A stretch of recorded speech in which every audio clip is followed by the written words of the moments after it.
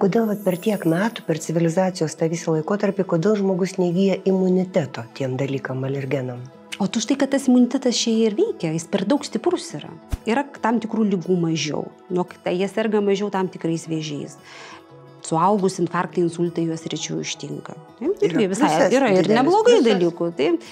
Bet tas chemikalas gali patekti į odą, o oda gali tą dažą skaldyti ir pagaminti labai stiprius alergenus. Ir tave visą beria, tu ieškai, ką čia suvalgi ir panašiai, o kaltas yra drabužis, kurį tu nešioji. Ar galima proto galia mintimis jį suvaldyti? Tikrai taip. Tai dabar žmonės mane užbombarduos, jeigu aš nepaklausiu, tai kaip gauti, kaip prieiti kito vaisto, to stebuklingo? Taip, tai tie naujieji vaistai, jie turi tam tikrus, ribojimus, po kelių sakinių sakau. Jums yra paveldima angioedema. Ir žinokit, iš tikrųjų, vėliau tyrimais, taip, jinai 20 metų buvo mano ištikima pacientė ir čia tiesiog buvo, tiesiog aš iš išvakarėse mačiau daktarą Hausą. Tada jinai dažydavosi namuose, bet sako, bet aš dažausi, kai vyras yra, man būna blogai, jis tai mane paguldo, kojas pakelia, ir jauna moteris, bet tai kaip, bet jūs galite numirti. Jis sako, bet tai aš negaliu žila vaikščioti. Ir netgi kai kurių alergijų gydymui, žinoma, tai yra tik eksperimente, yra labai geri rezultatai gaunami su kirminais, apvaliosiomis kirmėlėmis. Dabar turiu tokį labai įdomų etapą, rubriką. Aš paklausiau per socialinius tinklus, ko žmonės norėtų jūsų paklausti. Ir dabar atsakymai turėtų būti jiem labai svarbus, o jums galbūt įdomus. Vienintelis jos vieniantis bruožas yra diskomfortas. Ir tie žmonės dažniausiai kalba apie alergiją. Terminas, kuris puikiausiai žinomas jaunam ir senam. Ir aš norėčiau apie tai pasikalbėti su profesorė, gydytoja Laura Malinauskienė, alergologė, klinikinė imunologė. Laura, labai dėkui, kad pas mus atėjote, kad apsilankėte. Iš tiesų, alergija turbūt yra toks dalykas, kuris jums kasdieną akis bado. Taip, iš tikrųjų, nes kiekvieną dieną konsultuoju tokius pacientus. Ar daugiau turite? Taip, alergiškų žmonių ateina nemažai ir visoje Lietuvoje pas alergologą, klinikinį imunologą pakliūti yra eilės. Nėra taip, kad iš karto galėtum. Tai ir vaikų, ir suaugusių yra nemažai.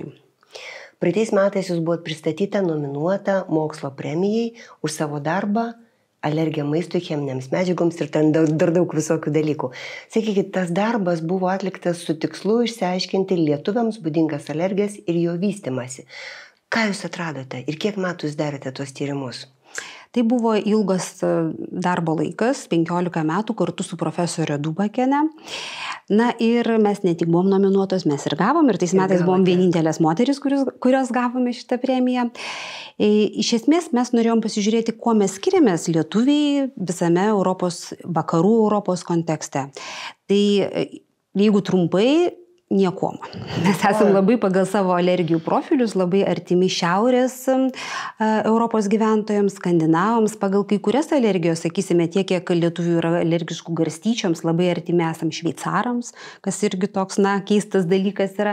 Bet daugiau paėmus, mūsų žmonės yra alergiški, jeigu kalbant apie įkvepiamus alergenus, beržiniams medžiams, tai yra puikiausiai Skandinavijoje irgi populiariausias įkvepiamas alergenas, namų dulkių erkės irgi tai daugiau, tie leidžiant uždaruose patalpose svarbiausia alergenai.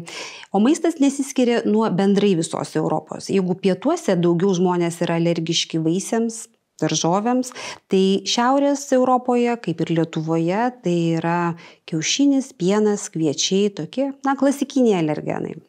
O sakykit, kas lemia, kuris žmogaus kūno organas, kas čia imunitetas, kas čia padaro tą dalyką, kad mes pradedam reaguoti kažką?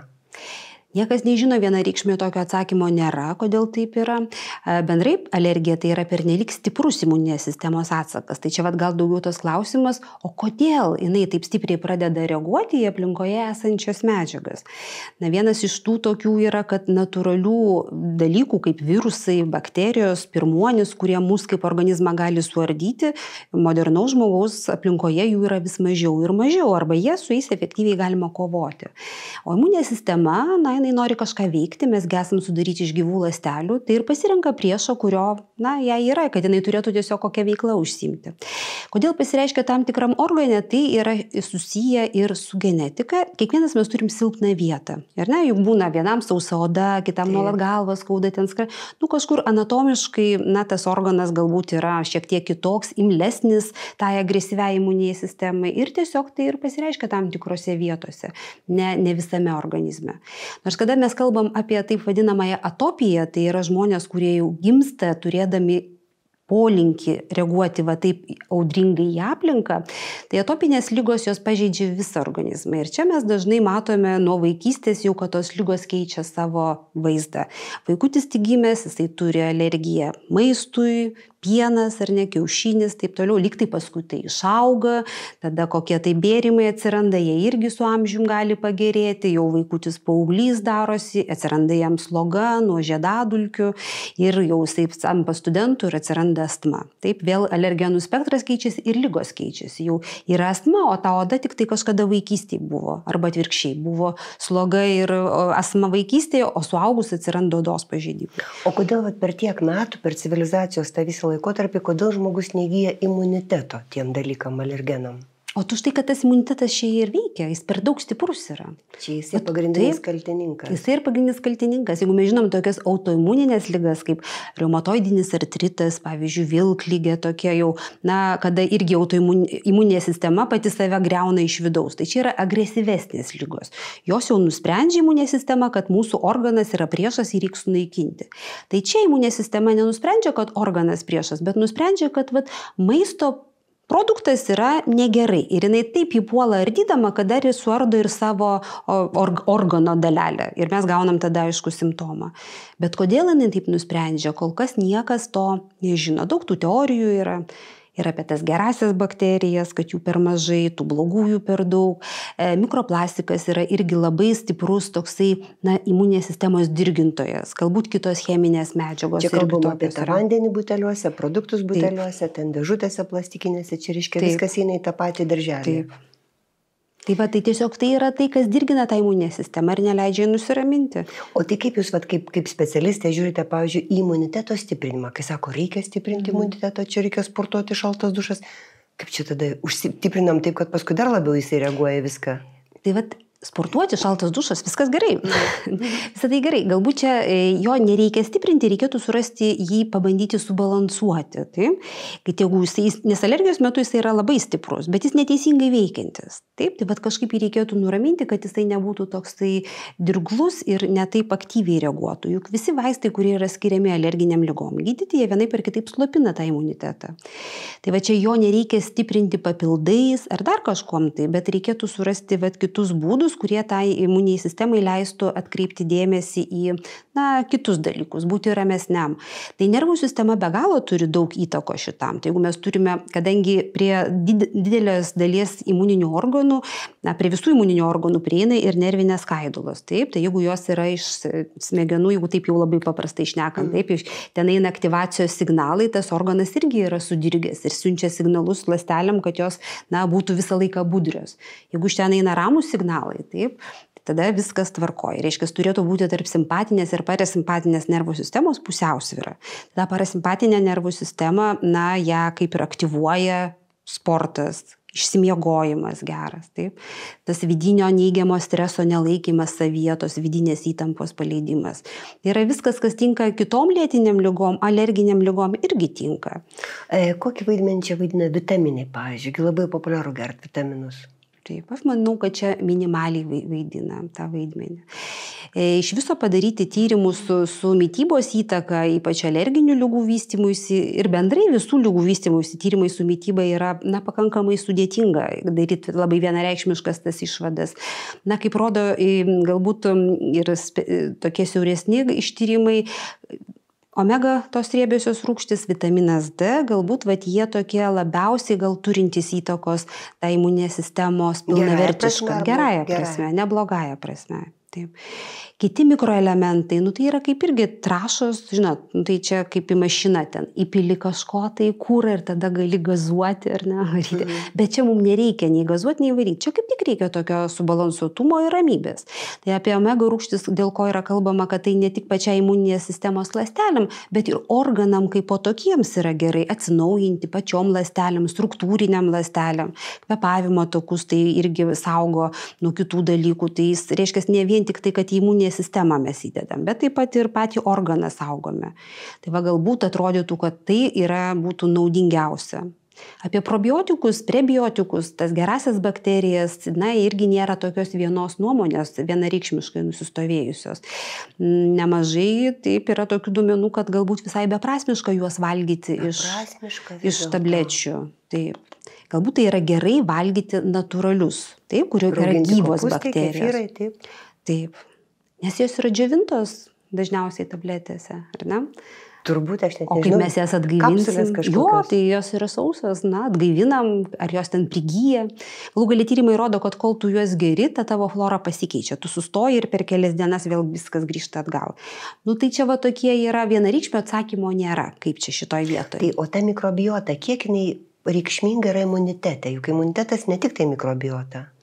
Taip, ne tik tai mikrobiota, bet mikrobiota, kadangi tai yra vienas iš imuniteto, ramščių tokių, nes jisai paviršiuje, jis sprendžia, ką praleisti, ko nepraleisti, pačios išskiria tam tikras medžiagas, juk ir su depresija yra ten didelis ryšys ir žarnynų.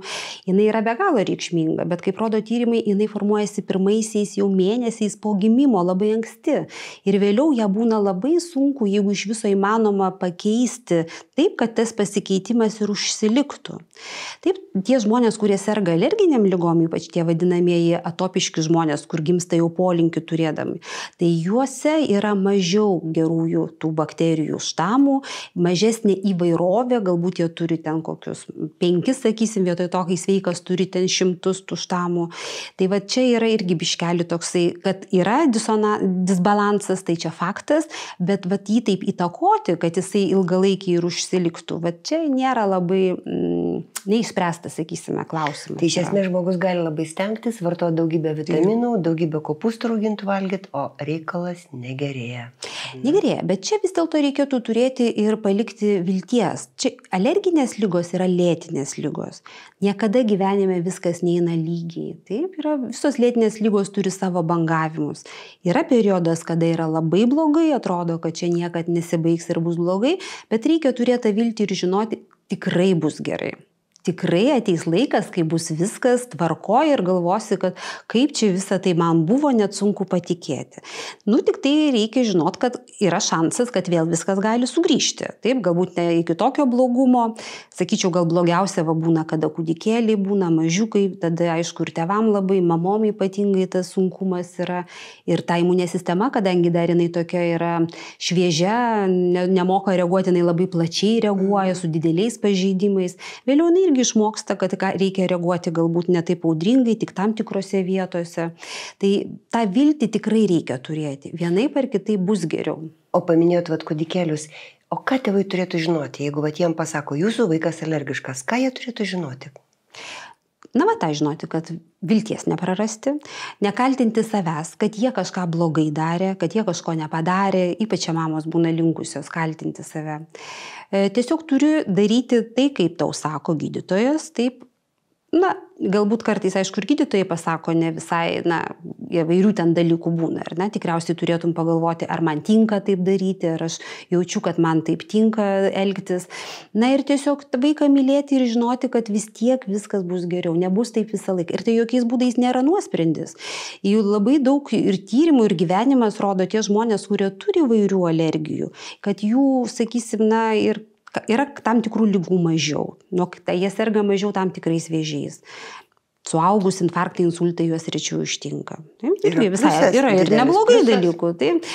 Galbūt jie, sakysim, psichoemociniai sveikatai turi tą tokį krūvį didesnį, bet su įvairiais įveikimo mechanizmais jie galbūt užauga jeigu taip gali sakyti, ar užsigrūdinę labiau, ar labiau tokie jautresni, empatiškesni žmonės, emocinio intelekto didesnio. Ir labai daug žmonių yra, kurie ir labai didelį kūrybinį potencialą turi, labai protingi žmonės yra. Čia netgi siejama su alergijom. Taip, su atopija, būtent tuo įgimtų dalykų reaguoti į aplinką šiek tiek kitaip. Yra netgi tokių teorijų, kad alergija tai yra imuninės sistemos tiesiog tolesnė evoliucija. Tiesiog jinai taip pat vystosi, tie žmonės, mes daromės jautresni aplinkai, ne tik emociškai ar ne, bet ir tiesiog per savo imuninę sistemą tokią. Galbūt čia irgi nėra, nes kalbam tada ir apie užterštumus, ar ne, ar apie kitus dalykus, ekologinius dalykus, juk visą tai irgi veikia, tą imunitetą labai dirgina. Tai mes gal taip gaunam šansą keisti ir savo aplinką plačiaja prasme. Žinot, kažkaip tai pagalvojau, kad kai žmogus reaguoja į kažkokį vieną produktą, chemikalą, ten kokį dažą, kosmetiką, kažką, tai labai aišku, aš galiu to nevartoti ir man bus gerai. O kai žmogus į kažką reaguoja, bet visiškai neaišku į ką. Taip.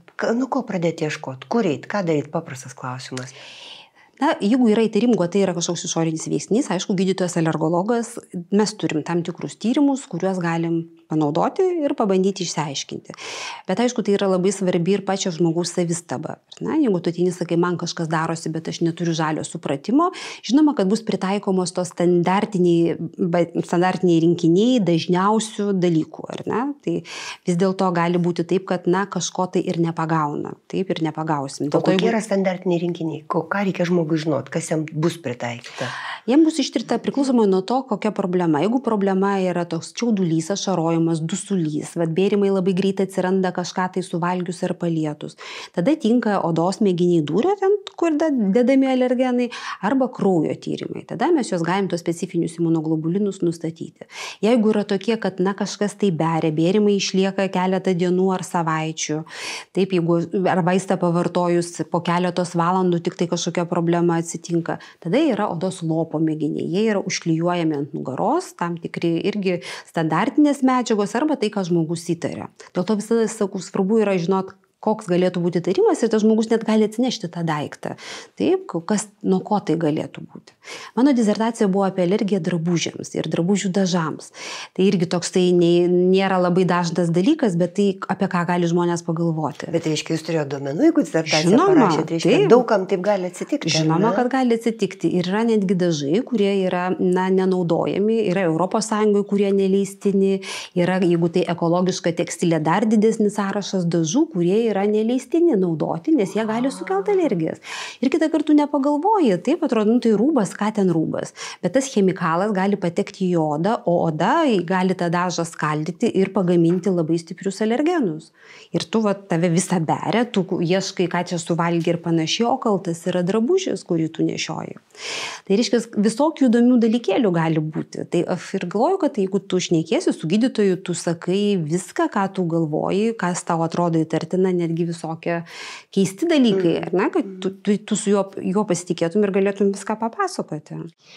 Žinot, kartais būna žmonės, pavyzdžiui, gauna nukreipimą pasidaryti kažkokį instrumentinį tyrimą arba kokios operacijos eina. Ir jų klausia, ar jūs alergiškas tam anam? O jeigu jis net nežino, gal jis nebandė niekad gyvenime, ką jam atsakyti tokiu atveju?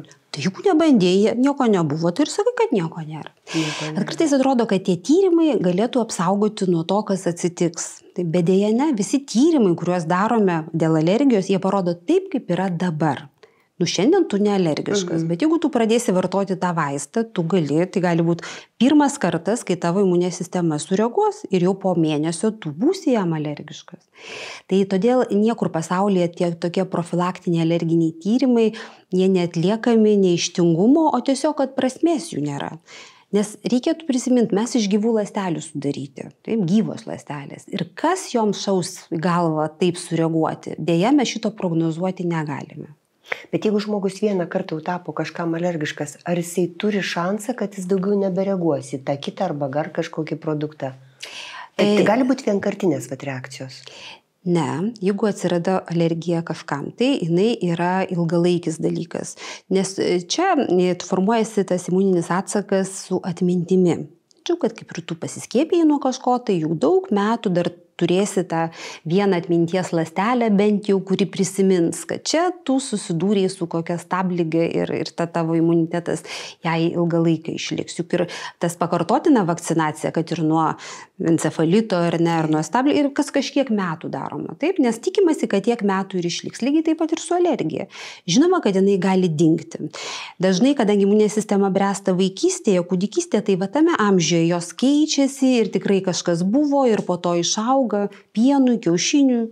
Dažniausiai išauga visą tą sėkmingai mažiukai vaikai, bet jiem atsiranda kitos alergijos. Tai dėl to, kuo jaunesnėme amžiuje alergijos išsivysto, tai yra daugiau tai akivaizdu, kad imuninė sistema nulinkusi neteisingai veikti. Ir tam žmogui per gyvenimą tų alergijų gali būti daugiau. Kuo vyresnėme amžiuje atsiranda alergijos, tuo daugiau šansų, kad jos bus tokios, neišsiplėsi labai platų spektrą. Žinoma, kad tai nėra taisyklė, įvairiai būna. Bet jeigu jau į kažką blogai reaguoji, yra šansas, nes tai rodo, kad tavo imunitetas jau pradeda kažkaip kvailioti. Ir kad tai gali plėstis ir į daugiau. Juk alergija, pavyzdžiui, žiedadulkėm, tai nebūna vien tik tai beržui. Būna ir beržui, ir lazdynui, ir alksniui. Tai yra visai, tai šeimai. Po to, žiūrėk, atsiranda ir kitai šeimai. Tiesiog taip jau yra. Žmonės labai jautriai kartais reaguoja į tai, kai gydytoja paskiria kortikosteroidus ir sako, pasodino ant hormonų. Ir ypač, kai yra tas pasodinimas vaikams. Kaip jūs patartumėt reaguoti? Ar tai yra, ta prasme, darykim, ką liepia gydytoja, ar vis dėlto ieškokim variantų lengvesnių? Tai čia irgi, kaip čia su gydytoju pašneki, taip, ir žiūrint, kokia tai yra situacija, ar čia visą laiką jų reikia, nes dabar, kuo toliau, tu atsiranda vis daugiau vaistų, kurie nėra hormoniniai vaistai. Kartais sako, čia skiria vaistus ir mes kovojam tik su pasiekmėm, o nežiūrim į jokias priežastis. Bet irgi reikėtų prisiminti, kad pasiekmė gali būti kažkokios kitos ligos priežastimi. Negydydami nosies mes rizikuojame astmą susirgti. Negydydami vaikui niežtinčių bėrimų mes rizikuojam, kad jis galbūt depresiją susirgs, dėl to, kad jam niežtis, tai neišsimiega ir panašiai. Tai čia tas momentas, ar gydyti ar ne, kokiais vaistais. Tikrai sakau, reikėtų labai aptarti su gydytoju, nes atsiranda ir alerginiam ligom labai kitokių vaistų, kurie neturi to hormoninio, kaip sakyti, šleifo. Bet netgi jeigu žiūrint į pačius hormonus, tai jie yra natūralūs. Mes patys juos gaminame. Čia gliukokortikosteroidai iš mūsų antinkščių. Ir tai yra labai fiziologiniai, ne ta chemija, o tokia jau visiškai, kur mūsų kūnas nebepažįsta. Žinoma, jie gali turėti nepageidaujamų reiškinių, bet tas pasvėrimas, ir kokie tie reiškiniai, jeigu tai trumpas kursas, o alerginiam ligom neskiriama ilgai, tai yra 2 savaitės, 3 savaitės, jeigu tai geriami, ir iškart stengiamasi nutraukti ir skirti galbūt kažkokius lengvesnius vaistus, tai jisai tikrai neturi tokio ilgalaikio labai žalojančio poveikio. Tai kaip ir bijoti nėra ko, ar ne? Aš galvočiau, kad gal nereikėtų bijoti, bet aišku, stebėti save ar vaiką ir kas negerai darosi, taip, nes jie gali turėti ir greitų tų nepageidavimų, ir skrandį gali skaudėti. Ir, sakysime, ir figūrą pradėti keistis, nes jie skatina tam riebalų susikaupimą tam tikrose vietose. Ir tiesiog sakyti, kad netinka, emocijas gali labai nemigą sukelti, taip, tokias, psichinės problemas išryškinti labiau. Bet štai tai reikia su gydytoju, sakyti, man netiko, aš vartoju, man buvo blogai, galbūt ten galima dozės kokias. Tai. Apie tepamus hormonus irgi jų labai dažnai bijoma. Tepami, bet čia tikrai nemanyčiau, kad reikia bijoti. Veidui galbūt taip. Nes hormonas tepamas turi neigiamą poveikį tam estetiniam vaizdui. Jo kas gali būti, suplonėja oda, išryškėja kraujagyslės, oda greičiau raukšlėjasi. Taip? Tai iš tikrųjų veidui galbūt ir, kadangi taip oda plona, gal daugiau šansų tiem nepageidaujamam reiškiniam. Bet jeigu tai rankos, jeigu tai kojos, tikrai nereikia bijoti. Jūs paminėjote tą sąsają su nerviniam būsenom, su emocijom. Ir aš esu tikrai pati skaičius, kad žmonėm, kuriam, pavyzdžiui, išsivysto atopiniai dermatitai arba ten kažkokios su oda susijusios alergijos, labai arti yra depresija. Taip ar ne? Taip, iš tikrųjų. Šitoje vietoje galbūt tai yra ne tai, kad pati depresija sukelia, taip, bet tai, kad tau nuolatos niežti, taip, kad tu jautiesi kažkaip nekomfortiškai savo kūne, kad tu atrodai galbūt kitaip, ar ne, ir galbūt tau atrodo, kad žiūri. Taip, tai iš tikrųjų. Ir atopinis dermatitas tai reiškia uždegimas. Tai tas pats, kas vaikščiotum su pūliniu, Taip, nes tai ląstelės visos reaguoja, jos įskiria medžiagas, citokinus, visą tai veikia ir į smegenis. Ir tikrai tie žmonės turi didesnį polinkį, įsivystyti depresijom, liūdnom mintim ir taip toliau. Yra tyrimų, kurie rodo, kad atopinių dermatitų sergantis sunkiu, jau kada yra tie odos pažeidimai, jie yra labiau linkę įvairias priklausomybės ir rūkymas, ir narkotinės medžiagos ir panašiai. Kita liga, kuri yra galbūt ne visada alerginės kilmės, dažniau būna nealerginės, dilgėlinė tokia. O tai čia turbūt visi yra patyrę tokius dalykus. Gal tokie, kad atrodo kaip puodo nukandžiuota, bet jie greitai, jeigu dermatitas yra ten išberia ir stovi tas bėrimas kelias savaitės, tai dilgėlinė atsirado, visas išbertas, o jau žiūrėk po valandos jau nieko nėra, švaru viskas ir vėl tas ciklas kartojasi. Tai šita liga dažnai būna išprovokuota kažkokio streso. Čia jau kaip tik atvirkščiai, tu turi daug tų pergyvenimų, kažkokio tai emocijų, taip toliau, ir staiga žiūri, kad vieną dieną pradeda taip specifiškai berti. Tai čia jau tikrai galėtų būti, kad tas psichikos nervinė įtampa yra kaip pastumėjantis veiksnys šitiems dalykams atsirasti. Dabar labai populiaru tiek socialiniuose tinkluose, tiek aš Facebook'e, Instagram'e matau, alergologijos laboratorijos siūlo pasidaryti tyrimą, ten kokią tai joninių progą nuolaidą, ten kokių mokslo metų pradžios nuolaidą. Tie dalykai kaip ir suponuoja tokį dalyką, kad visai sveikas žmogus tu gali ateiti įsitirti. Arba jeigu turi kokią problemytę, tai ateik pasižiūrėk, kiek tai yra tikslus tie tyrimai. Ir, pavyzdžiui, kaip paskirti vis dėlto, kur verslas, kur komercija, kur tikrai tau tyrimą padarys ir tu turėsi atsakymą, su kuriuo gali eiti toliau. Jeigu tai yra kalba apie alergijas, tai tikrai yra geri tyrimai, tikslus tyrimai, gali tu darytis ir sveikas, bet ką tu darysi su tuo tyrimu. Nes tyrimas tai yra, tiesiog pasakoma, kad pas tave ten yra to, bet kas iš to, jeigu tu nejauti jokių simptomų. Ten žiūri vieną komponentą, tik tai, bet nežiūri tų ląstelių, kurios galbūt neleidžia tam kliniškai pasireikšti. Tai, kad tu nebevalgysi, nors neturi jokių simptomų ir staiga nebevalgysi, tau niekas nuo to nepasikeis. Tai yra kaip visos tos alergijos, kurios pasireiškia kliniškai simptomais, tai yra dėl to, kad tos medžiagos esančios kraujyje nusėda organuose.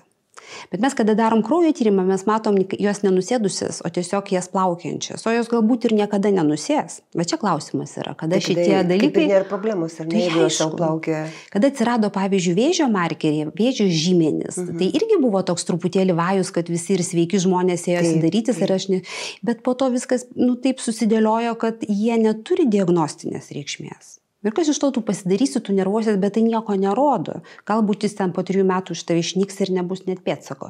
Jie nenaudojami diagnostikai, taip ir net neprigijo. Tai čia lygiai taip pat ir su alergija. Kol tu neturi simptomų, tai nėra jokio tikslo daryti. Tai žodžiu, jo neproga nereikia išmesti pinigų, kad ir mažiau pasidaryti tyrimą. Tikrai. Bet yra kiti tyrimai, netoleravimo. Čia truputį kas kita yra. Tai netoleravimo tyrimai, jie irgi plačiai reklamuojami ir labai, kiek žinau, gerą pelną nešantis laboratorijoms. Šitie tyrimai akademiniai medicinoje neturi įrodymų, kad jie tikrai yra tikslus ir parodo tą konkretų faktą. Tikrai žinau žmonių, kurie pasidaro ir žarnyną išsivalo ir dar sako, kad man padėjo, man buvo gerai. Bet dauguma, pas mus gal aišku ateina tie, kuriem tai nepadeda, taip, ir tai būna irgi pinigai išmesti ir, žmogus kaip ir nesupranta, kaip čia taip yra. Šiandien prieš keletą metų buvo toks ir skundas ministerijoje, kur žmogus nuėjo tą pačią dieną, į vieną kompaniją pasidarė netoleravimą ir į kitą netoleravimą. Čia kalbam apie maisto netoleravimą. Taip, apie maisto netoleravimą. Ir gavo visiškai priešingus rezultatus. Ir tada jis skundėsi į ministeriją, kaip jūs leidžiate tokias laboratorijas veikti. Ta prasme, kad tai rezultatai priešingai, tai man tą žuvį valgyti ar jos nevalgyti. Bet iš tiesų, iš jūsų patirties praktiškai, ar žmogus tas toleravimo testas tikrai jisai parodo, kad žmogus netoleruoja? Gal jis tą dieną tik nesutoleravo, gal rytoj toleruos kažką? Jie neturi tokių akademijos medicinų įrodymų. Ir vienas iš to, kad jie yra neatkartojami. Jeigu tu alergijos testą pasidarysi, bus maždaug tas pats. Gal ten skaičiukai kokie skirsis, bet jeigu tu turi alergiją tam, tai ir kitas testas parodys tam. O čia gali būti parodys, neparodys įvairiai. Tai būtent netoleravimo nepatikimumas atkartojimumo prasme. Ir tie testai tokie yra. Tikrai nerekomenduočiau jiems. Taip, net nerekomenduotumėte, ar ne? Tikrai ne.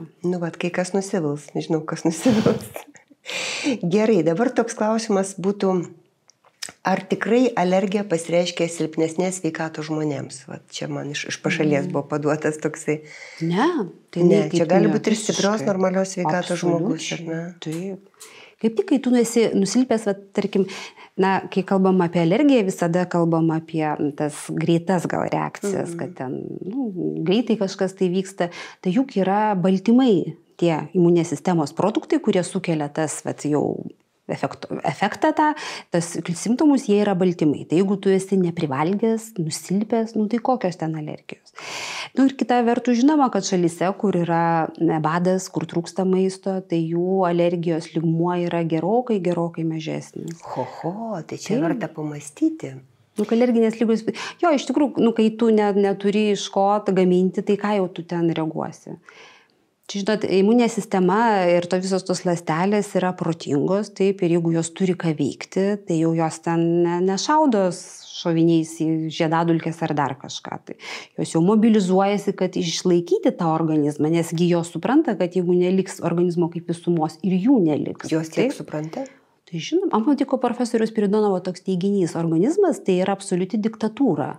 Tai yra ląstelės, yra griežtai autoritariškai valdomos ir jos nieko negali iš šonų, nes kai prasideda demokratija, tai jos ten pradeda revoliucijas kelti, tai mes ir turim vėžį, alergijas ir taip toliau, toks tai, bet šiaip viskas turi būti sustiguota ir veikti viskas tvarkingai, be jokių šonų žingsnių į šonus. Tai profesorė, mane čia dar nukreipia mintis, jūsų tokia pasakyti į pasninko ir bado pusę. Reiškia, jeigu blogai gyvenančios šalis neturi tokių dalykų, tai viena vertiškai, reiškia, mes jeigu mažiau valgom, kukliau valgom, mes geriau jaučiamės. Čia pliusas, žinoma. Negalėčiau labai jau pasakyti apie badą. Taip, čia irgi nesu tam specialistas. Taip, jau tas apribotas valgymas. Anksčiau tai būdavo, ypač kada su odos problemomis turėjo, tai ta dieta būdavo be baltymų, labai apribota baltymų kiekis ar mityboje. O tai ką tie žmonės valgydavo? Tai yra kruopos, nuovirai, nieko gero, kopūstai. Tokia būdavo hipoalerginė dieta ir iki šiol yra, tarkime, labai hidrolizuoti mišiniai, kur praktiškai amino rūgštis tik tai yra. Jau duodama viskas organizmui, iš ko jisai gali savo sintezuoti, bet nieko, ką jam reikėtų skaldyti. Dar iki šiol tokie dalykai yra, ypatingai jautriems žmonėms, kur gali būti reikalinga, bet, taip, kuo mažiau valgai, tuo geriau. Ar jeigu kalbėti apie trigerius, pavyzdžiui, mityboje, ar cukrus yra trigeris? Turiu galvoje visi tie produktai, kurie miltai, cukrus, kurie virsta gliukozę, greito pasisavinimo. Nežinau, tai galėtų būti trigeris išprovokuoti pačią ligą, bet iš tikrųjų, kai yra problema, ypač jeigu tai yra su oda, tai iš tikrųjų niežuliu tai taip. Tai yra sustiprina, paryškina niežulį. Miltai, kviečiai ir ypač tie šiuolaikiniai kviečiai turintys daug gliuteno, tai irgi yra baltymas, kuris galėtų prisidėti nebūtinai per alerginius mechanizmus, būtent tam nemaloniam pojūčiui tokiam. Tai kadangi, kai yra bėrimai, tai juk vienas dažniausiai tas varginantis simptomas ir yra tas odos niežulys, tas skausmas, kurie daugiau būna antroji dienos pusėje naktį ir labai stipriai išvargina. Tai čia yra logikos, kad apriboti juos ir jų nenaudoti. Būtent saldžių dalykų. Saldžių, supratau. O pavyzdžiui, šokoladai, aštrus kokie prieskoniai, kava, čia irgi ta pati kompanija. Taip, apie kavą gal nebūčiau tokios jau griežtos nuomonės, bet kaip tik jinai stimuliuodama galbūt ir simpatinę nervų sistemą šiek tiek, gal tą niežulio pojūtį kažkiek tai ir pamažina, arba ta kava, bet šokoladas, ko gero, čia galėtų būti gal nuo kiekio priklausoma. Bendrai, kada įrodo problematiška, ar tai būtų dilgėlinė, ar tai būtų galų gal ir kitos odos lygos, kaip rožinė, taip, kur veidas būna tas paraudęs, tai dalykai, kurie veikia kraujagyslės ir kaip taisyklė su skoniniam savybėm, tai yra labai aštrus, labai rūgštus, labai saldus, labai kartu, toks, labai žodis, ar ne? Tai jie nėra geras pasirinkimas. Taip. Čia apskritai žmogui ar mūsų genotipo žmogui? Apskritai žmogui. Taip. Na, mūsų genotipė galbūt vyrauja šviesiaplaukiai, plonesnė oda, ar ne? Tai ta plonesnė oda, kadangi tai, kas patenka į vidų ir tie bėrimai, ir dermatitas tai irgi yra tas, kas išeina iš vidaus. Tai tiesiog labiau viskas matosi, labiau tas mažesnis, plonesnė oda ir labiau reaguoja. Jūs paminėjote tą niežulį varginantį, kuris yra tikrai, esu girdėjus ir pati žinau, ką tai reiškia. Kokia sidabrinė kulka, koks pirmas vaistas, kaip su juo kovoti, ypač naktiniu? Taip. Na, sunku čia pasakyti, tikriausiai nėra vieno atsakymo. Labai priklauso nuo ko tas niežulys yra. Jeigu tai yra dėl to, kad uždegimas odoje yra, tai aišku, reikia odą slopinti tą niežulį, gydant odą. Bet čia nebus taip, kad vieną kartą ir viskas. Bet kokiu atveju, bet kokios kilmės tas niežulys jis gimsta smegenyse. Tai va čia yra tas momentas ir dėl ko dažnai geriami tie vaistai prieš alergiją, kurie slopina smegenis. Tokie.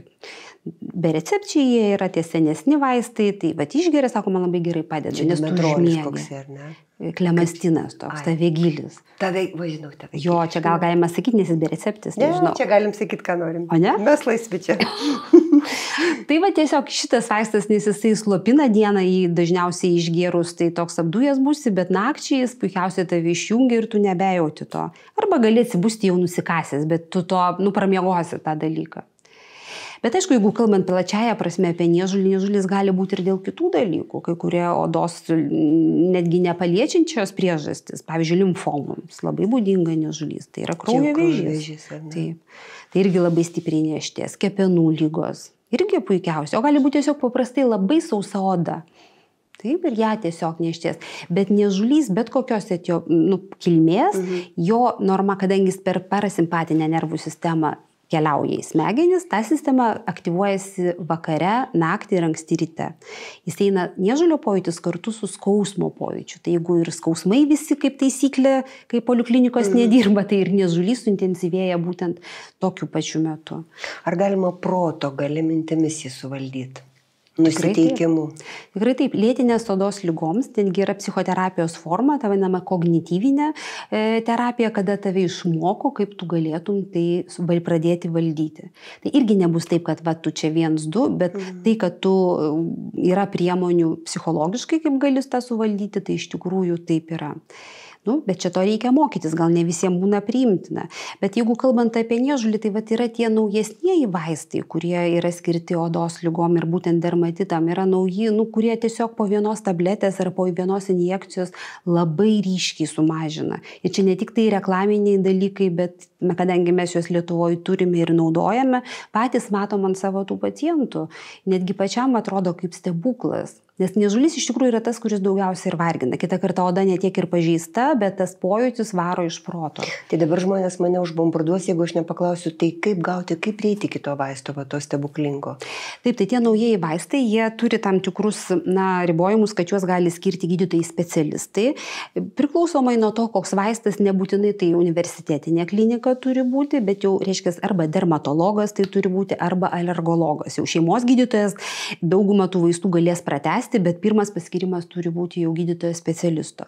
Tai va tiesiog reikia patekti pas tą gydytoją. Patekti labai sunku, žinokit, jau kaip sunku. Ir kadangi jie yra kompensuojami, tai vėlgi ne bet kuris gali išrašyti, turiuomenį, jeigu privačiai, tai jeigu neturi sutarčių su ligonių kasom ir vėl negalės išrašyti. Reiškia, arba tai didelės privačios įstaigos, dirbančios su ligonių kasom, arba tai jau valstybinės įstaigos. Valstybinės, supratau. Profesorė, prisimenat savo patį pirmą pacientą su labai rimta alergija ir kokia tai buvo alergija, kas ten buvo? Taip, aš prisimenu pacientę, jinai neturėjo alergijos, jinai turėjo tokį imunodeficitą, nes mes esame alergologai, klinikiniai imunologai. Tai su ją buvo labai tokia fantastinė istorija. Atsimenu tokį serialą Dr. House'ą. Taip.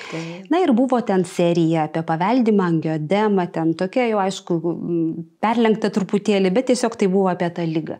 Ir sekančią dieną aš konsultuoju, buvau jauna, tokia daktarė, tikrai nelabai senai baigus ir atvažiavo pas mane pacientė. Taip pat gydytoja iš Kauno ir sako, tikriausiai jūs nepasakysit, kas man per liga, nes man niekas neranda. Ir jinai tiesiog šneka ir po kelių sakinių sakau, jums yra paveldima angioedema. Ir žinokit, iš tikrųjų, vėliau tyrimais, taip, jinai 20 metų buvo mano ištikima pacientė ir čia tiesiog buvo, Tiesiog aš iš išvakarėse mačiau Dr. House. O jeigu būtumėt nepamačius tos serijos, kaip tada? Nežinau, nes tai yra reta liga, Lietuvoje yra 25 žmonės, tik tai, tai žinot, kaip ir kai esi tik baigęs, gal kartais ten galvoji įvairiausių turi diagnozių, bet matot, kažkaip taip viskas. Tai man čia toks įvykis pačiai labai smagus yra. Bet aiškiai, imunologinių ligų yra kaip ir retų ligų grupė, ar ne? Čia tokios, kur nėra masinio tokio paplitimo. Jeigu kalbam apie alergijas, tai jos nėra laikomos retomis lygomis, tai yra dažnos lygos. Nors vis tiek, jeigu įmant visą žmoniją, tą populiaciją vadinamą, tai mažesnioji dalis žmonių turi jas. Mažesnioji. Taip, tikrai ne visi turi mažesnioji dalis. Bet jeigu kalbam apie imunologinės ligas, imuninės sistemos defektus, tai praktiškai visos jos yra retos ligos. Tai yra serga ten 1 iš 50 ar 100 tūkstančių žmonių. Tai yra tikrai nedažnai pasitaikančios. Ir čia būna tikrai tas iššūkis dažniausiai, kad pagalvot, ar taip galėtų būti. Ir irgi yra tam labai neblogų priemonių, ką mes galim daryti ir čia Lietuvoje. Ir genetinius tyrimus turim tikrai labai yra aukštam lygiai ir patikimus. Tai nėra taip, kad jau visiškai nieko negalim padaryti. Ir gydyti mes juos galime. Kai kurias galime netgi išgydyti kaulų čiulpų transplantaciją. Tai reiškia, ne kraujo liga, bet ją galima išgydyti būtent taip. Reiškia, bet tai yra labai įdomu. Ir svarbiausia pagalvoti, kad galbūt tai yra kažkokia tai reta liga. Žiūri, čia įdomi pasakėt. Man tai vis laik atrodo, kad Lietuvoje, čia gal mano asmeninė nuomonė, kad mes Lietuvoje truputėlį stokojam. Ar tai kažkokių tai tyrimų galimybių, ar tai vaistinių galimybių. Kaip yra objektyviai? Jūs, pavyzdžiui, turit viską, ką turi vakaruose, ten kokio Japonijoje, Amerikoje? Galbūt čia priklauso tikrai nuo srities, ar ne? Nes, ką girdim, dažnai būna su onkologija tokie problematiški dalykai, ar ne? Arba, sakysim, tas naujoviškas gydymas sunkiai prasibrauna tą biurokratiją. Tai mes turime iš savo srities alergologijos praktiškai viską, ką reikia, ko norim, mes tikrai tą turim. Aš pasakyčiau, kadangi šiek tiek turėjau galimybės pabūti ir kitose Europos šalyse klinikose, tai sakyčiau, kad kartais mūsų pacientai turi labai aukštus lūkesčius, lyginant su kitais, vakariečiais, jeigu taip galima pasakyti.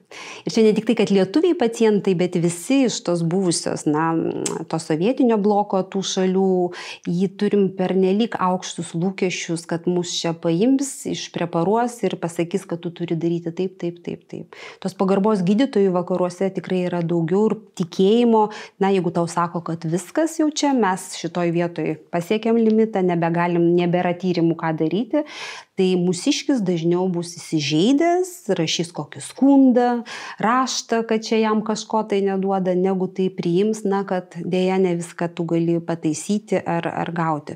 Bet kalbant apie vaistus, netgi su retais, tai ką aš jau apie savo tik tai sritį išneku, mes tikrai labai neblogai, negalėčiau ir skųstis, ko mes neturim. Kas yra registruota Europos Sąjungoje, mes tą galim turėti. Žinoma, tas prieinamumas nemokamai arba kompensuojamai, šitas biškiukas stringa, taip, nes dėl biurokratinių dalykų. Tai tas, bet jeigu kalbėti apie kompetenciją gydytojų ir panašiai, tai viskas tvarkoja, ar ne? Aš manyčiau, kad tikrai taip. Daktare, žiūrėkit, kaip yra, pavyzdžiui, kai žmogui, tarkim, jis ten pirminėme lygiai kapstosi, jis eina pas šeimos gydytojams, sako, čia jums alergija, tarkim, padarė kraujo tyrimus, rodo alergiją, arba siunčia pas alergologą. O kada vis dėlto žmogui reikia suprasti, kad tai kažkokia, paprasta ten dilgėlinė ar kokia visiškai alerginė sloga čiaudo, ar tai yra rimtesni dalykai? Koks yra indikatorius to? Tokio indikatorius gal labai paprasto ir sunku būtų pasakyti. Dažniausiai alerginiam ligom yra ir gerų vaistų, kurie yra be recepto. Taip? Tai jeigu tau juos ar paskyrė šeimos gydytojas, ar tu pats nusipirkai, vaistininkas patarė, ir tau jie padeda, ir tau jų nereikia kasdieną, taip? Ir tave galbūt tie simptomai ypatingai nevargina kažkokie, tai čia jau kaip tu nori. Taip? Nes jeigu kalbėt apie išgydymą, tai išgydyti niekur pasaulyje negali. Taip, bet kad tu galėtum savo ligą kontroliuoti ir kad tos pasiekmes netaptų kitų ligų priežastimis, taip, tai šitoj vietoje, mes galim su vaistais ar gyvenimo būdo kažkokių pakeitimų, bet jeigu tai yra tokie epizodiniai simptomai, galbūt ir Tik kaip ir savigda čia šitos ir visai tokia nebloga, čia gali Taip, nėra bloga. Žinoma, ir jeigu tu tikrai esi patenkintas ir daugiau nieko nenori kažko, tai jeigu tau klausimas kyla, o gal aš galiu išgydyti, tai žinoma, tada reikia ateiti pas gydytoją ir išsiaiškinti iki galo. Nes yra toks metodas kaip imunoterapija su alergenais. Kai kuriom alergijom jie būna labai efektyvūs. Pavyzdžiui, jeigu turi alergiją bitėm ar vapsvom, jų nuodams, tai čia yra beveik 100% yra efektyvų.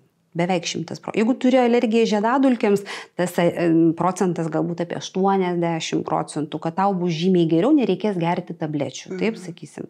Tai va čia tas momentas, kad su gydytoju visada yra geriau pasitarti. Bet tai nėra taip, kad, va jau čia kaip sakyti.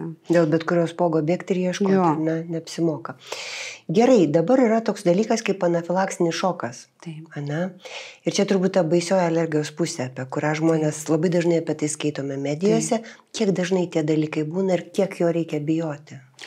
Bijoti tai nereikia čia nieko visiškai, reikia gyventi gyvenimą, tu niekad nežinai. Taip žiūrėkit, gali tave nušauti, infarktas, gali atsitikti avarija, tai kaip čia.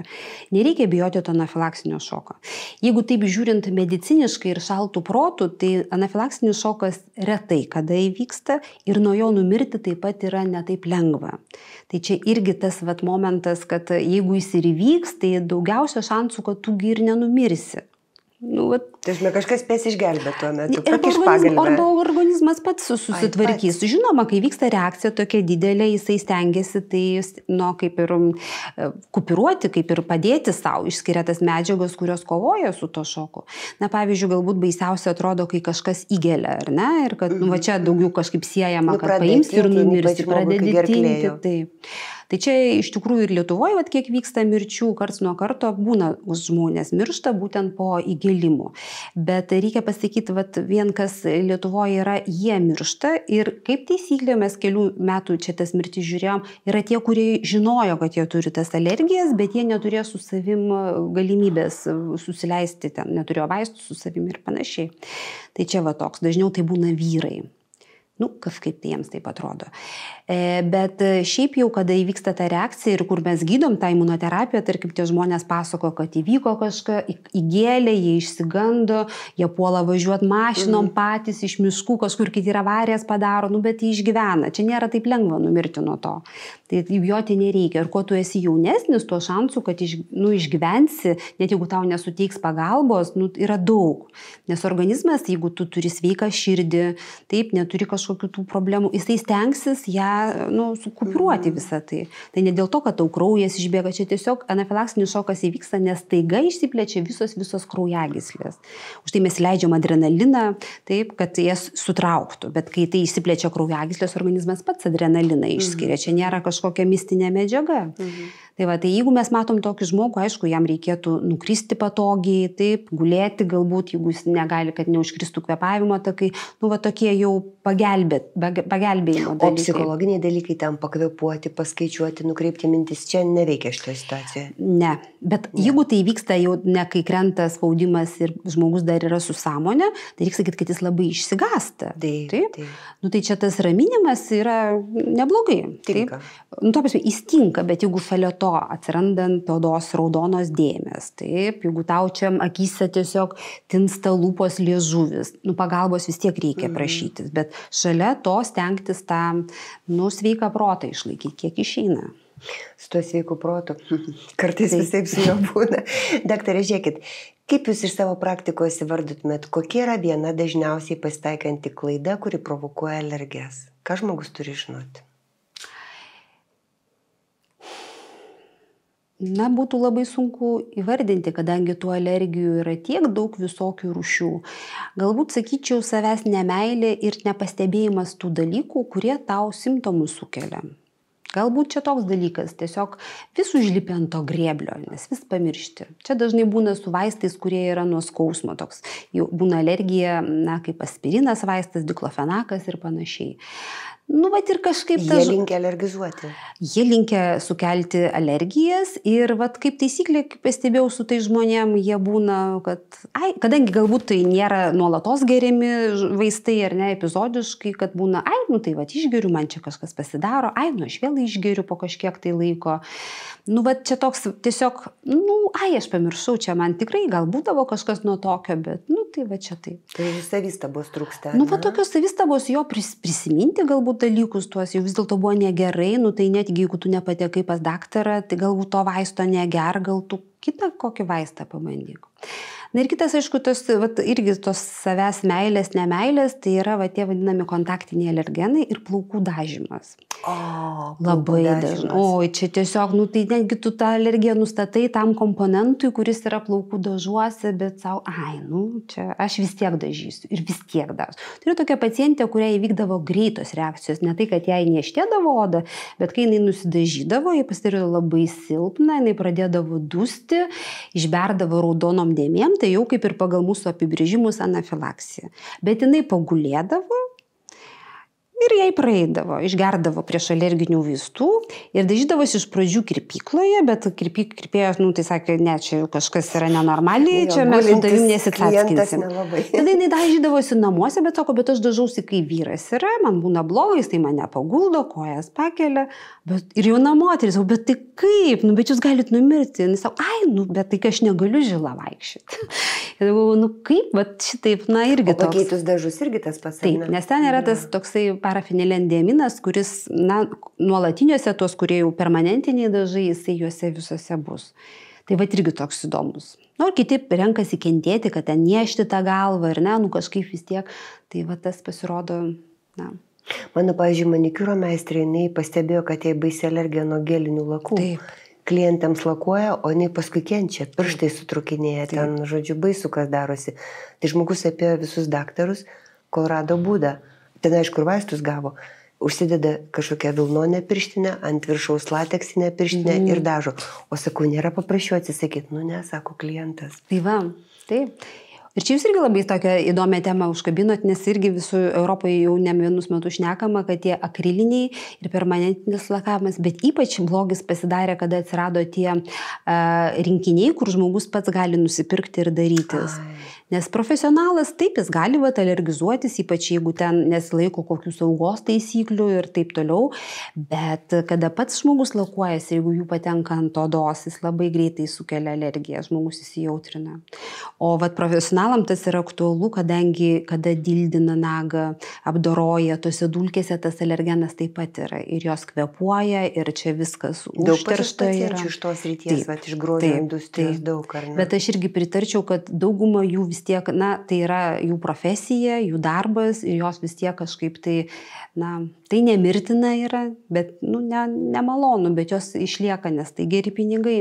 Grožio pramonė. Ar daug sukelia tokių nemalonių dalykų, kur žmonės net nesupranta, kad alergija arba tiesiog prakenčia? Aš galvočiau, kad sukelia nemažai, bet, gal nėra, kad linkę prakęsti, taip, bet pastebi tiesiog, kad taip iš tikrųjų būna nemažai nuo kosmetikos, nuo kažkokių tai, priemonių, kurios turi biologiškai aktyvės medžiagas, jaunina, ten gražina ir taip toliau. Tikrai nemažai yra. Bet nėra masiškai, gal taip, kad jau čia ištisai. Vis tiek tos kompanijos ten jau, taip sakyt, stengiasi parinkti odai draugiškesnius dalykus, bet kuo tu aktyvesnė kosmetika naudoji, žinoma, kad tuo daugiau šansų ir turi turėti.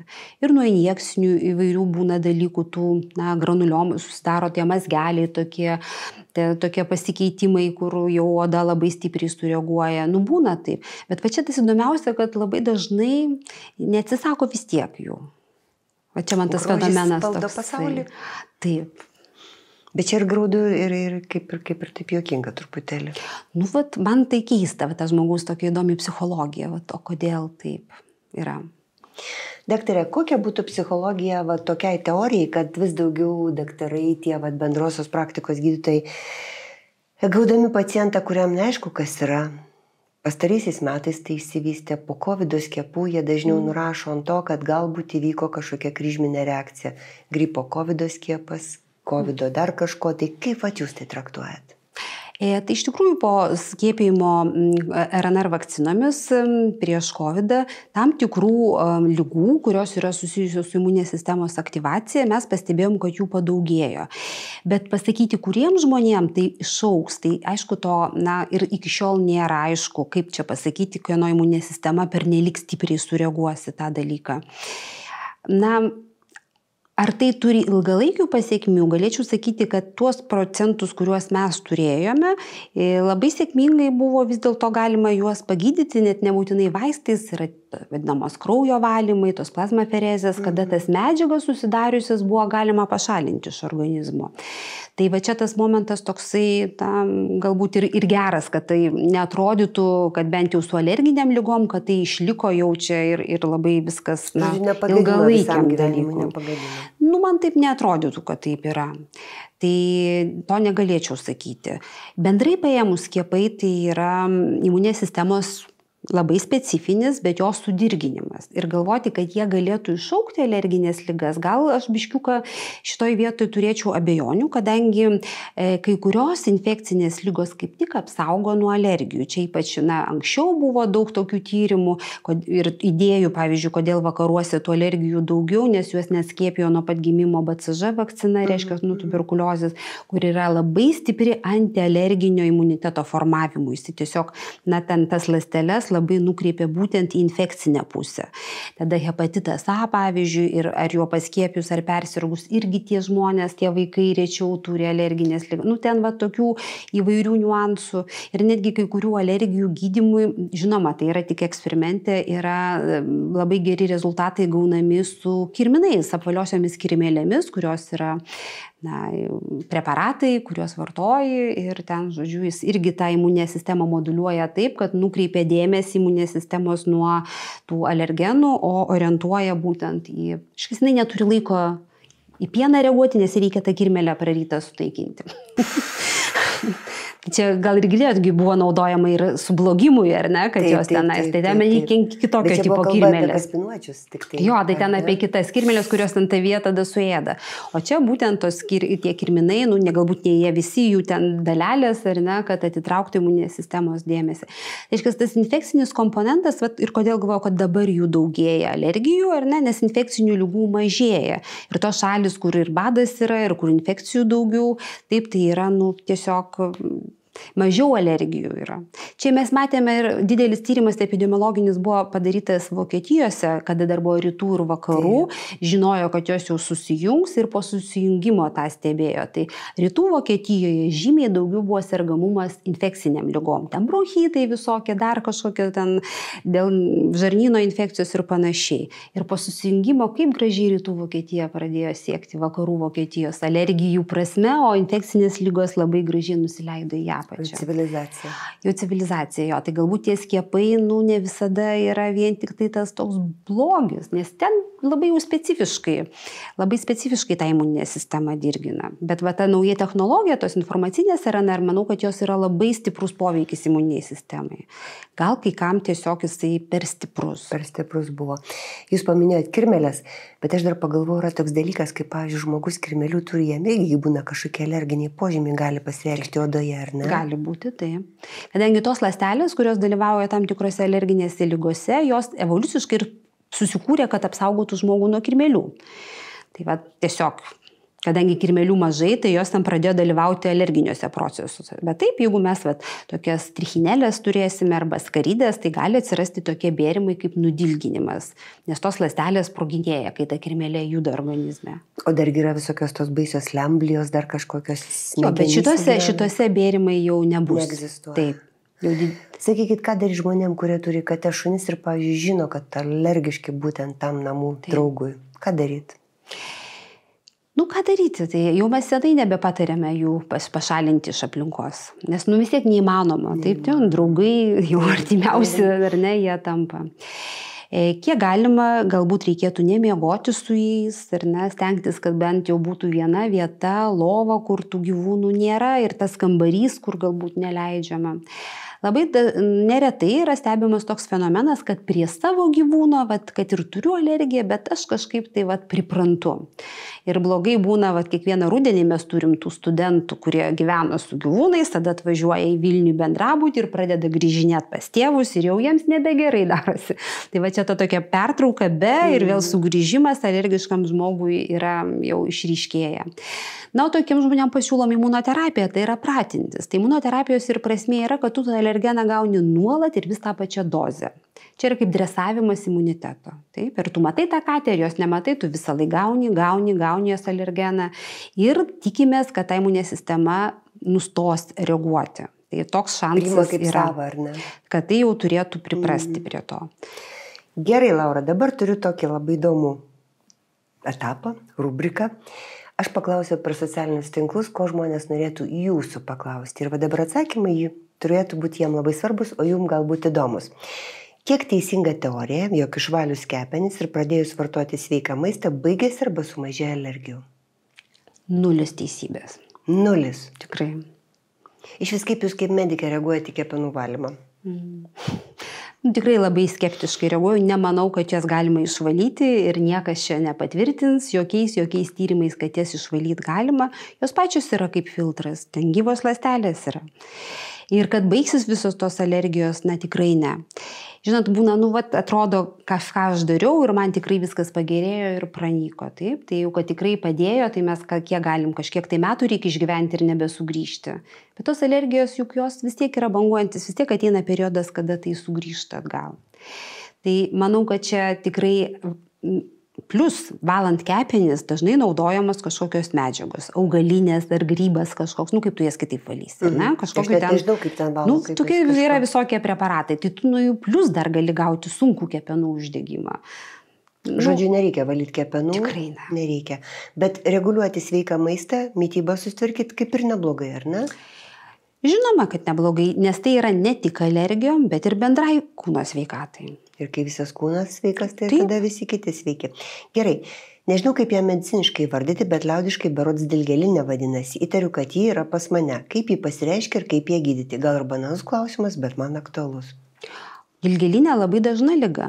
Tai yra bėrimas ir kaip žmogus pats rašo, greičiausiai savo teisingai nusistatė, nes jinai diagnozuojama iš to, kaip atrodo. Tai yra lyg tai oda sukasta ar nudilginta, tokie odos ištinimai, patitimai, jie labai nieštintis ir jie praeina, nieko nėra, iš taiga atsiranda kitoj vietoj. Tai ta tokia ūminė dilgėlinė, kuri trunka iki 6 savaičių, 1,5 mėnesio ir mes dar ją vadinam ūminė. Tai jinai kas 4 žmogui bent kartą gyvenime pasitaiko. Pati dažniausia jos priežastis yra virusinės infekcijos. Tai irgi per daug imuninė sistema sureaguoja į tai, kad tu kokį tai virusiuką turi. Ta slogytė gal mikroskopinė būna, bet tada tave visą beria. Tai ta problema praeina ir praeina. Gali būti dėl alergijos, bet tada bus labai gražiai, aš suvalgiau ir mane valandos bėgyje išbėrė. Tai automatinis labai ryškiai ir tada jau žmogus pats turi tarimą. Ir tai neatsiras absoliučiai nuo visko, o yra konkrečiai kokie tai produktai. Ir jie, pavyzdžiui, nebus taip, kad šiandien lašišą suvalgiau išbėrė, rytoj valgiau lašišą ir man nieko nėra. Tai yra kartojasi, nes ten dalyvauja tai, kas jau atpažįsta specifiškai. Ar gydytis reikia, kaip klausia ir kaip? Taip, gydytis tai žinoma, nes jinai labai niešti, jinai labai nemaloni yra. Jeigu užtrunka ilgiau negu 6 savaitės, tai tu ir atrodai ir jinai tokia netikėtai, tau reikia susitikimą ir tu visas išbertas, ištinės. Taip, gydytis galima pradėti be recepčiais vaistais, kaip sakiau, vaistiniai prieš alerginiai vaistai yra labai efektyvūs. Ir jeigu jie nebepadeda, taip, arba matos padeda, bet labai greitai vėl simptomai sugrįžta, būtinai reikia pas gydytoją ateiti, nes labai efektyviai galima ją gydyti. Kiek laiko ilgiausiai galima tokius vaistus gerti? Kad, tarkim, dilgėlinė praėjo ir tą pačią minutę nutraukė vaistus. Ar toliau dar geri, kad tau kažkas ten įsisavintų? Na, paprastai mes jau sakom, kad taip, jeigu priklauso nuo to, jeigu tai vienkartinis epizodas, aš išgėriau ir rytoj man nieko nėra, tai okei. Bet jeigu vėl man po biškiuką darėsi, tai aš vėl išgėriu. Tai juos galima su gydytojo konsultacija, taigi geria ir metus, ir 2 metus gali gerti, bet aišku, savigydai, tai aš galvočiau iki mėnesio. Ir jeigu tu matai, kad tu negali jų niekaip nutraukti, tikrai reikia pas gydytoją ateiti. Ar alergija gali būti susijusi su veido rozacija ir jos paūmėjimu? Rozacija labai paslaptinga liga, bet turiu tokią nuojautą, kad alergija sąveikauja ir draugauja.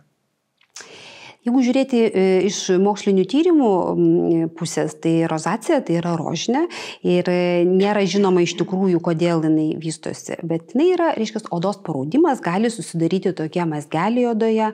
Na ir kosmetika, kuri yra naudojama gydyti jai, yra specialūs kapiliarus stiprinantis kremai arba net tepami vaistai, jie patys iš savęs irgi gali sukelti alerginį dermatitą.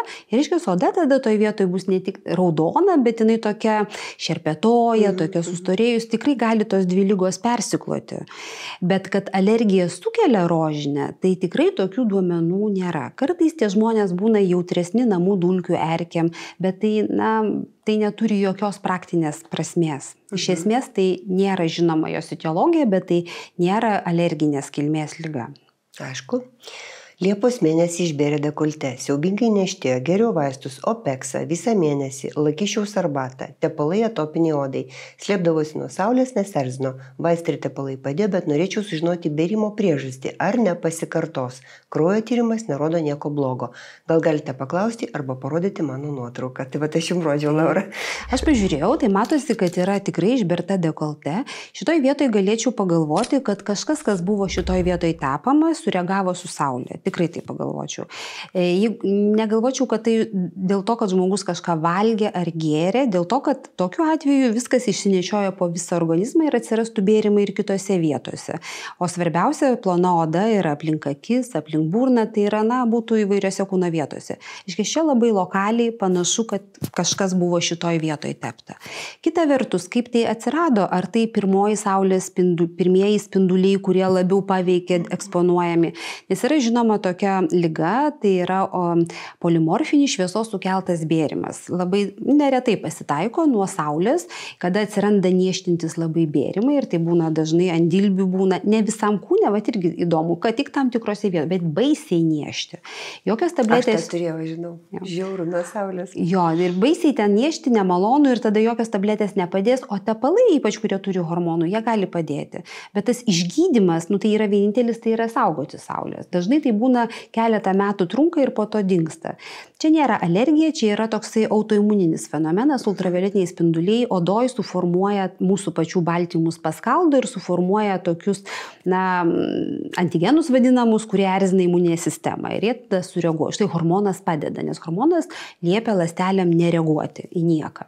O žiūrėkit, poniai, kaip tikėtis, ar kad praeis, ar nieko, ar kartosis va tie dekolte bėrimai, kaip čia žinoti? Tai dabar, ar tai galėjo būti, kad buvo kažkas tepta, jeigu galvant, jeigu jinai nenaudos, galbūt ir nebus. Jeigu tai yra polimorfinis šviesos sukeltas bėrimas ir šiemet pirmi metai, tai ir kartosis. Tai kartosis kiekvieną kartą, galbūt tada tą vietą tiesiog laikyti uždengtą. O jeigu, planuoja kažkur tai vykti ir karštesnius kraštus ar panašiai, tai turėti su savim vaistų. Bet čia būtų ne tabletės, čia būtų tepami vaistai. Tepami vaistai. Taip. Tie kortikosteroidai jūs minėjote, ar ne? Būtų malonu išgirsti, kaip skydliaukės problemos, konkrečiai autoimuninis tiroiditas, hipotirozė susijęs su lėtine dilgėline. Iš anksto dėkoju. Čia labai įdomus klausimas, kuris dabar labai plačiai ir imunologiškai yra nagrinėjamas tyrimuose, stengiamasi sukurti diagnostinius būdus, kad galima būtų įrodyti, atrinkti tokius žmonės, kuriem tai yra susiję, nes ne visiems, kurie turi autoimuninį tiroiditą, pasireiškia hipotirozė. Labai dažnai mes tų antikūnų galim rasti, o skydliaukė veikia tuo tarpu normaliai. Autoantikūnai reiškia, kad ta skydliaukė po biškį yra ardoma, bet daugumoje atveju jinai gali kompensuoti visą tai. Jis labai tas gyvybingas organas yra. Bet dalis žmonių, tie baltymai, antikūnai, kurie ardo tą skydliaukę, ardo ir odos ląsteles. Ir per šitą dalyką jie turi tą lėtinę dilgėlinę ir jie gali skydliaukę, pavyzdžiui, geria tiroksiną, panašiai ir skydliaukę viskas normaliai, o oda, nes tai yra tie patys antikūnai, nenusiramina. Tai tokiems žmonėms yra gydymas labai efektyvus biologinė terapija, kuri suriša tuos antikūnus. Šiuo metu tai taikoma visiems su lėtinė dilgėlinė, bet galvojama, kad galbūt tokio tipo žmonėms, taip, tai tas gydymas būtų žymiai efektyvesnis. Kartais jiems gal reikėtų iš pat pradžių didesnių dozių skirti biologinį, nes dabar taikoma standartiškai, nepadeda, tada didinam. Tai juos gal iš karto galima būtų gydyti stipriau, taip jeigu galima taip pasakyti. Puikus atsakymas. Jau kokie 8 metai šaltas žvarbus vėjas sukelia alergiją, veidas paburksta, parausta plėmais. Ką daryti? Šalčio dilgėlinė matyti yra pas žmogų, ką daryti? Nu, tai kaip ir visoje banaliojoje alergologijoje vengti šalčio. Kaip vengti Lietuvoje šalčio, įdomu. Taip. Bet šitoje vietoje mes galim tam žmogui irgi padėti. Labai priklauso nuo to. Šalčio dilgėlinė yra viena iš tų, kuri gali atsirasti po infekcijos persirgtos. Jinai kartais gali būti požymis lėtinių infekcijų. Pavyzdžiui, lėtinio hepatito B ar C. Tai va čia irgi tada daromi tam tikri tyrimai tiem žmonėms. Ieškoma, ar yra kažkokių tai kitokių ligų, kur galima, jau gali ilgesnį laiką trukti. Bet jeigu tai yra toks epizodas atsirado, tai gera prognozė, keli metai ir tai pasibaigs. Tai va čia irgi tą žinot, kad baigsis. Prieš alerginiai vaistai tai yra vienas iš tų, kas gali padėti ir ne viena tabletė, galbūt reikia ir keletos, ruošiantis išeiti. Kartais kraujo valymas gali padėti ir žmonių tikrai, kad vieną kartą per metus išvalomas kraujas, daroma ta plazmaferezė ir tos medžiagos, kurios vėsesniam ore iškrenta į nuosėdas ir sukelia tinimus, jos yra tiesiog, jas ne visam laikui, bet taip pat nugrėbi tą grietinėlę ir tada jis gali gyventi, kol vėl ten prisigamina. Bet, žodžiu, mes galim padėti tiems pacientams, tiesiog reikėtų kreiptis į gydytoją, alergologą. Puiku. Paskutinis klausimas, kurį jau šiek tiek aptarėm, bet jisai turi tokį pokreipį. Jei žmogus turi alergiją katei šuniui, ar tai visam gyvenimui? Žiūrint, kada jinai atsirado. Jeigu tai atsirado vaikystėje, taip, tai galbūt, paauglystė yra toksai metas, kai viskas gali arba labai pasidaryti blogai, arba viskas dingti. Tai va čia manau, kad jeigu tai yra iš vaikystės toksai, tai čia gali būti visai neblogas gyvenimo prasme. Jeigu kalbam apie suaugusių žmogų, kuriam tai susiformuoja, vis dėlto matyti tai jau yra, kokiu jau metais trunkanti, kad jinai tai paimtų. Kaip taisyklė nurodoma tokiuose stebėjimo tyrimuose, kad tos aktyvios alergijos fazės trunka nuo 7 iki 12 metų. Bet čia vis labai skirtingai. Taip, vieniem būna ištisai visą gyvenimą vienodai, o kitiem iš tikrųjų kas kažkiek tai metų banguoja. Jeigu tas pacientas yra moteris, tai jeigu jinai taps nėščia, nėštumai kartais irgi paima ir viską persuka. Taip, buvo alergija, jinai dingsta, nebuvo alergijos, jinai atsiranda. Taip, tai tokie momentai. Jeigu jis vyras, tai jau čia, kaip sakyt, reikia paskaičiuoti, kiek gyvenimo liko ir ar čia bus tie 12 metų. Jo, vilties yra šiokios tokios. Laura, ačiū labai. Aš jau kaip ir baigiu savo klausimus, man tik tai įdomus toks dalykas. Kaip jūs, kaip imunologė, prognozuojate, kas toliau darysis su mūsų genetika ir kur mes toliau eisim? Ar mes čia slopinsimės, ar mažės tų alergijų, ar daugės imuniteto ligų? Kaip čia bus toliau? Aš galvoju, kad jeigu taip žvelgiant į ateitį, tikrai alergijų nemažės. Aš manau, kad dauguma taps, didžioji ta dalis populiacijos vis dėlto taps kažkam tai jautri, kadangi aplinkoje daugėjo tų medžiagų, kurios nespecifiškai dirgina, nespecifiškai įjungia tą imuninę sistemą. Tai manyčiau, kita vertus, tos ligos, kuo serga žmonės, jos keičiasi. Jeigu anksčiau tai buvo mirtingumo priežastis infekcinės kažkokios tai ligos, tai dabar jau jų kaip ir mažėja, atsiranda kažkokių tai kitokių ligų. Kadangi norim ilgai gyventi ir sveikai gyventi, tai neatsiejama yra nuo imuninės sistemos. Neišeis pakeisti visų organų, ar ne, ir be imuniteto gyventi. Vis tiek to imuniteto mums reikės. Tai kol kas dar niekas net nesimato horizonte, jeigu apie kitas ligas kalbam, kad jau čia kažkas horizonte, jau visai netoli yra vaistai, kurie galės sutvarkyti, tai kol kas nėra nieko horizonte, kas galėtų valdyti imunitetą. Tai kadangi tas imunitetas nėra konkretus organas, o jis yra visur, nuo pirštų galiukų iki smegenų ir panašiai, tai čia vis dėlto tu čia labai abejočiau, ar gali kažką tai padaryti. Žodžiu, nelaukia ateitis labai šviesi. Nemanau. Neatrodo, kad taip galėtų būti. Labai ačiū, Laura, kad skiriate mums dėmesio. Aš manau, kad mes atsakėm labai daug įdomių klausimų. Ir aš tikiuosi, kad tai buvo jums be galo naudinga, prasminga ir įdomu, nes, kaip girdėjote, alergijų dėja daugės, o profesorė Laura Malinauskienė, klinikinė imunologė, alergologė, tą ir patvirtino šiame pokalbėje. Jeigu mes patikome jums, paspauskite like. Jeigu norite toliau mūsų žiūrėti, prenumeruokite, pasidalinkite su draugais, tai padės mums išlikti. Viskas bus gerai.